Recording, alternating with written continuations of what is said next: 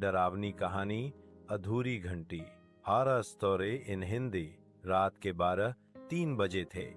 ठंडी हवा चल रही थी और पूरा गांव नींद में डूबा हुआ था। लेकिन गांव के आखिरी छोर पर बनी पुरानी टूटी हुई हवेली में एक घंटी हर रात बजती थी। किसी ने कभी उसे छूकर नहीं बजाया, लेकिन फिर भी टन डॉट टन डॉट टन डॉट टन। लोग कहते थे कि वो घंटी एक आत्मा की है जो आज भी किसी का इंतजार कर रही है। किरदार: आरव, 14 साल का बहादुर लड़का। दादी, जो हमेशा उस हवेली के बारे में चेतावनी देती थी। एक रात आरव ने दादी से पूछा, दादी, वो घंटी क्यों बजती है? दादी की आंखें डर से फैल गईं। उस हवेली में एक लड़की रहती थी जिसकी शादी से ठीक पहले मौत हो गई थी, और वो घंटी उसकी शादी की थी जो कभी बज नहीं पाई। लेकिन आरव हंस पड़ा।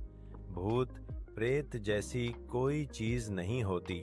दादी ने सिर्फ एक वाक्य कहा, जिज्ञासा इंसान को मौत के करीब ले जाती है। उस रात आधी रात होते ही फिर वही आवाज आई, टन टन डॉश टन डॉश टन। इस बार आरव ने तय किया कि वह हवेली जाकर सच्चाई पता करेगा। हवेली के अंदर अंधेरा था। जाले, टूटे फर्श और सड़ी हुई खुशबू से सांस लेना मुश्किल था। पर घंटी अब और तेज बज रही थी, टन टन टन। आरव ने देखा एक सफेद कपड़ों में लड़की छत से लटकी घंटी को झुला रही थी। उसका चेहरा नहीं था, सिर्फ काली खाली आंखों के गड्ढे। लड़की ने धीरे से कहा, तुम्हें मेरी शादी में आना चाहिए था। आरव डर गया और पीछे का दरवाजा बंद हो चुका था।